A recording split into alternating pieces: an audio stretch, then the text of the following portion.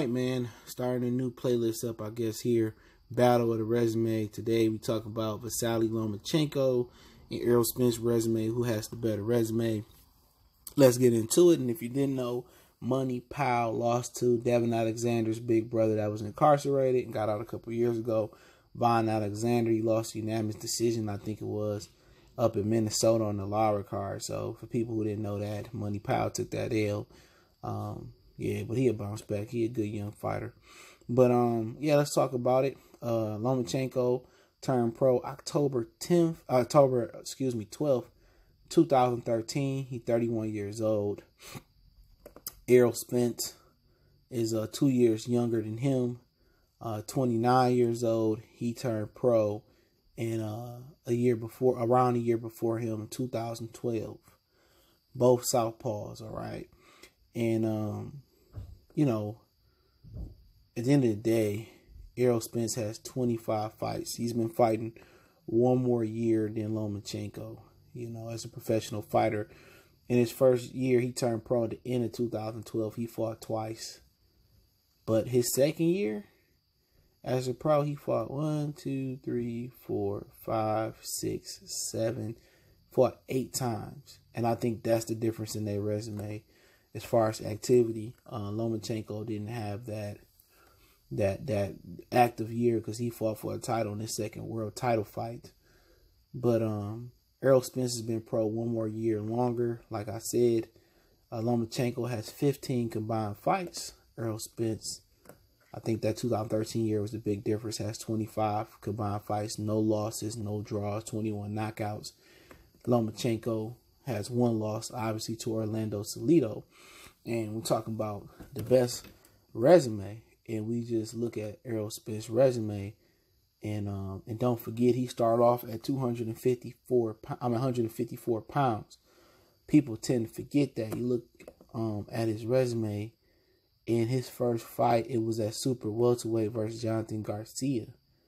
And he came down to the welterweight division. So he's come down in weight. And that's, you know, in Sean Porter, Keith Thurman has fought above 147. So a lot of these dudes are coming down in weight. And they're not even, you know, just when they move up, they'd be at their original or one of the weight classes they already fought at. And, you know, his first prominent fight was probably the Ronald Cruz fight. He won it by unanimous decision in Las Vegas in 2014. And Ronald Cruz was 20 and 3, I think he was, going into this fight. And it went all 10 rounds. So he went all 10 rounds for Ronald Cruz.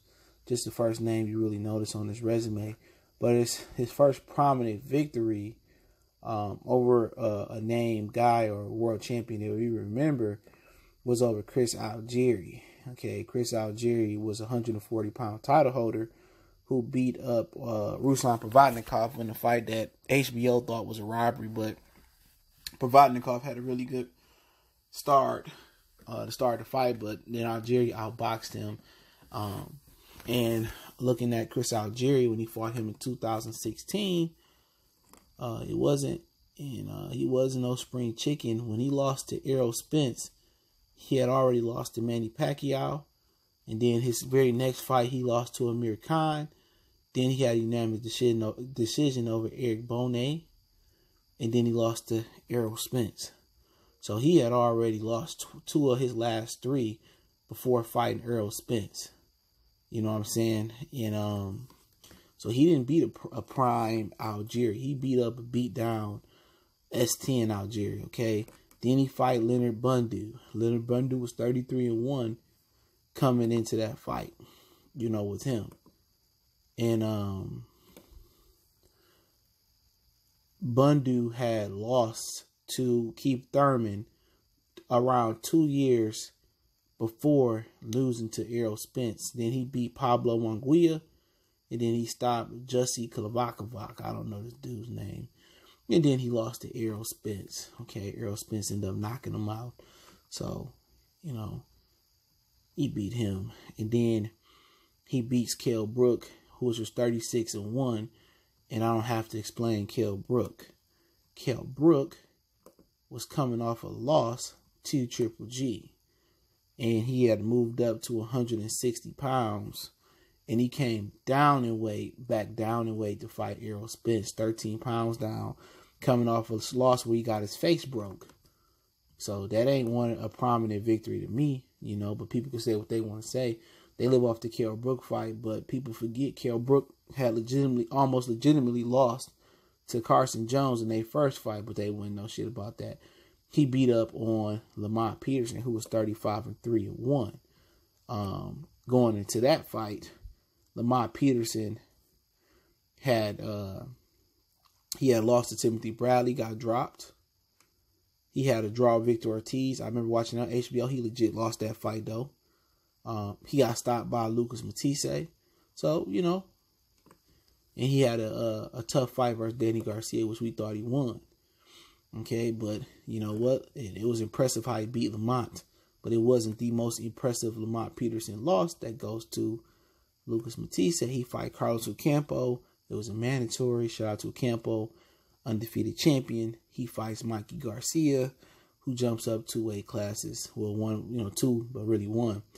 And he dominates him. Okay, he said he didn't want to hurt Mikey. He just wanted to show his boxing skills. Okay, and now he's fighting Sean Showtime Porter. Okay, and remember, it's nice to recognize that Mikey did not have a fight at welterweight going into the Errol Spence fight. Okay, all right, so we look at Lomachenko resume. He beat Jose Ramirez, who was 25-3. Stops him in his debut. Loses to Salido. We know that. Salido came in heavy, but hey, it is what it is. He lost that fight. Then he beats Gary Allen Russell Jr. It was a good fight. It was a majority decision. I felt it was a unanimous decision. I picked Lomachenko going into that fight. Gary Russell at the time, most people don't know, he had fought absolutely no fucking body. Okay, you look at his resume. Gary Russell fought absolutely nobody. It's easy to stay in hindsight. Oh, Lomachenko beat Gary Russell. But Gary Russell, look, 3-2, 1-0, 6-15, 2-2, 4-3, 1-2, 1-6, 3-4, 10-22, 4, 8-12-2, 35-14, 4, 9-2, 8-11, 23-7-1, 21-18-1, 24-9-1, 9-1, and 32-3, 46-11, 23-2, 20-2, 20-2. 23-12, 5-8-2, and then he fought Lomachenko, who was 1-1. Gary Russell had a horrible resume leading up to the Lomachenko fight. He had not had a test, and it's flabbergasting to know how he got a title shot. This is how Lomachenko got a title shot. Then he fought another guy, Sarai Takakhan, who was 51-1. Never heard of him. And then he fought Glamary Rodriguez, who was 25-2-3. He stopped him, and then he fought Romero Kajasha, I don't know, 25-4. I think that was on the Mayweather undercard. No, it wasn't on the Mayweather undercard. Then he fought Roman Martinez, 29-2-3. And then he fought Nicholas Walters. This was his next prominent opponent. Now, you know, people who say, oh, he beat Nicholas Walters, the Axeman, that wasn't the Axeman, all right? Nicholas Walters was coming off a draw to Jason Sosa, okay, and I believe he had just moved up in weight. If my memory serves me correctly, I could be wrong, but I believe yes, he was a featherweight and he was moving up in weight. I believe, yes, he was moving up in weight when he fought. He lost to Jason. So we had a draw with Jason Sosa, and then he fought Lomachenko at after that. And he was off for a year. He fought Jason Sosa December 19th. He didn't come back until November 26th because Bob Arum didn't want to pay him the money he wanted to fight Lomachenko. He starved him out for a year, then brought him back with no tune-up bout, okay? He ain't been back since. Then he beats Jason Sosa, who had to draw with Nicholas Walters, you know, Walters' last fight, okay? He retires both of them. This is when people was quitting versus him. He beat Miguel Moraga, who had just lost to Oscar Valdez. He beat Grimo Rigondeaux, who jumped up 2 weight classes, right? So let's just talk about Rigondeaux. Really, are you gonna say a dude that's 122 pounds, a 122 pounder, Are you going to credit that and say, oh, that was a great win? And you had somebody move up 8 pounds? No, that wasn't a great win in my opinion, because he didn't concede nothing to him. Rigondeaux jumped up 2 weight classes. You know what I'm saying? So in my opinion, you know what I'm saying? But you want to give him credit for it is. He beats Jorge Linares, who's been stopped more times than a bus. He beat Jose Pedraza, 25-1. He beat Tevin Farmer, by the way, Anthony Corella, and Luke Campbell. All right? And at the end of the day, you can see you can have names on your resume, but it's about the circumstances and conditions that the names are on your resume. And I see a couple of guys on his resume that has asterisks by him. Martinez was past his prime in my opinion, but hey, give him credit for that. Nicholas Walters was fucked up. I just explained that. Rigondeaux was out his truth. Linares had already been beat 3 times, and he dropped him. So at the end of the day, you know, you can believe what you want to believe, but I'm gonna go ahead and say Lomachenko got a better resume than Errol Spence, and it ain't close. Errol Spence don't have one name on his resume, in my opinion, that proves to him the truth. All right, he don't have a Gary Russell in it. Even a Gary Russell type, he don't have on his resume. You know what I'm saying? Just looking at what he become. You know, really, in a vacuum, what Errol Spence has comparable to Lomachenko on his resume is a Nicholas Walters.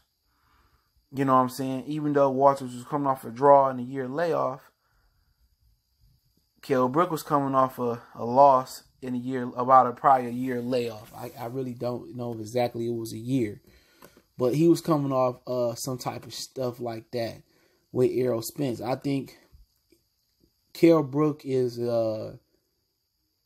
it was less than a year. It was September to May, so it was less than a year.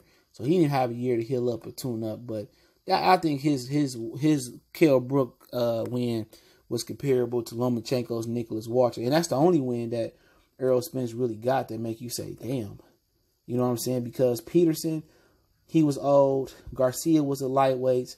Algieri's was lost 2 or 3 fights going to that fight. Bundu had already been beat by Keith Thurman, and he had proven to do nothing. So, you know, in my opinion, Lomachenko moving up through 3 weight classes, and Errol Spence moving down in weight, Lomachenko got a better resume. Really, you look and say, you know, is Linares better than Chris Algieri? You would probably say yes.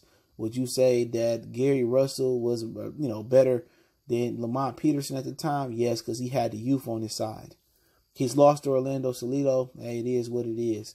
I'm not saying he not undefeated. You know, Rigondeaux, what would that be comparable to? I guess it'd be comparable to the Mikey fight. You know what I'm saying? So that's pair on pair. It's not that his resume is by far better than Errol Spence. He just got better accolades through 3 weight classes. You know, and I really think it's the Russell fight. It put him over, really. Linares was solid. He was better than Algieri. He just got more substance and more titles. I don't think it's a huge gap. But Lomachenko does have a better resume. Errol Spence's resume is garbage. If you want to ask me, for a guy that's been pro, also almost 1 more year longer than Lomachenko, and all the resources that his management or promotion, whatever you want to call them, had at their hands. Keith Thurman, Floyd Mayweather. He hasn't fought Sean, so we can't put him on the resume yet. But Sean Porter, Danny Garcia, Andre Berto, Marcos Madonna, all these resources they had, Adrian Broner, and all he got to show for us, he beat up a lightweight in Mikey Garcia and a beat down Kell Brook. You know, like I said before, when you look at it, he been pro 1 more year longer than Lomachenko. He got way more fights than Lomachenko, but quality over quantity, in my opinion, and Lomachenko got a better resume. I don't think it's by a stretch. It's by a country mile, but he got a better resume. But let me know what you guys think. I love to hear the Errol Spence dick suckers, what they got to say. Don't forget, we on Facebook, Instagram, Twitter. Reach out to the email if you have a business question, inquiry, sponsorship, or video request. Keep sharing the videos, and I think, like I said, Lomachenko got a better resume. I don't even think it's debatable. People living off Kell Brook like he didn't lose and get his eye or his face smashed in and come back down in weights. And people say, it ain't his fault, it ain't his fault. Hey, if it was a fifth, we all be drunk. But hey, don't forget we on social media, links in the description. Share the videos. Other than that, let me know what you guys think. And if you got any other resume matchups you want to see for the playlist, just email me or hit me up on Twitter one time for the one time.